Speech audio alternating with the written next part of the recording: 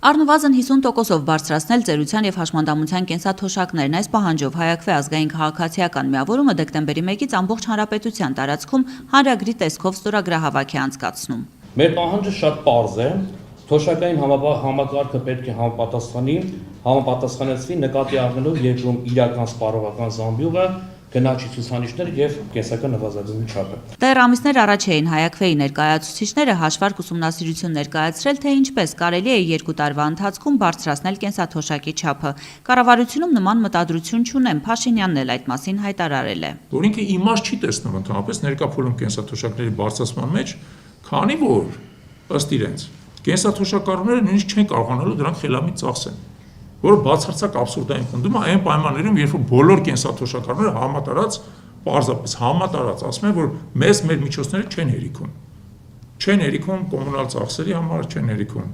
դեղերի համար, չեն հերիքում տրանսպորտի համար եւ այլն։ Եվ այդ պնդումը, որ նրանց ավել միջոցներ չեն կարող ծախսել, բացարձակ աբսուրդի ժանրից է։ Հայաքվեում հետ վճարի ավելացումը կենսաթոշակի բարձրացում չեն համարում, կան ծառայություններ, որոնցից մարդիկ կանխիկ դրամով են օգտվում։ Բացի այս, նրանց եւ այլ քաղաքացիներին հատկացվող միջոցների միջև արդեն անջրպետ է առաջացել։ Մեր երկրում միջին աշխատավարձը այս պահի դրությամբ 295,000 է։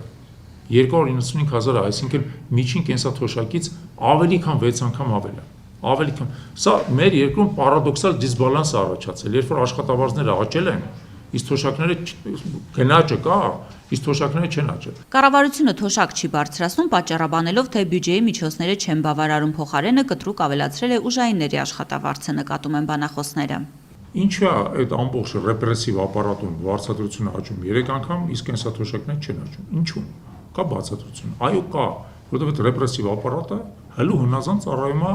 գործող վարչախմբին եւ գործող վարչախմբը հիմա արդեն ակնհայտորեն դա օգտագործվում է որպես քաղաքական ճնշման գործիք։ Դա մնաց կերակրում հաստատության սեփական ռեպրեսիվ ապարատին սոված թողելով կենսաթոշակառուներին։ Մեր կենսաթոշակառու քաղաքացիները պետք է հստակ գիտակցեն, որ այն, որ իրանց ստամոքսում դատար կա, նրանից է, որ դատախազի փորը լիքն է այսօր։ Շատ պարզ։ Իսկ դատախազի փորը լիքն է, որտեղ դատախազը պատվեր է կատարում։ Դա շատ պարզ։ Տարածաշրջանում հարևանների հետ մրցակցությանն էլ Հայաստանը չի դիմանում։ Զիջում է Ադրբեջանի նույն թոշակային հատուցմանը մոտապես 2 անգամ, Վրաստանի զիջում է 1.5 անգամ,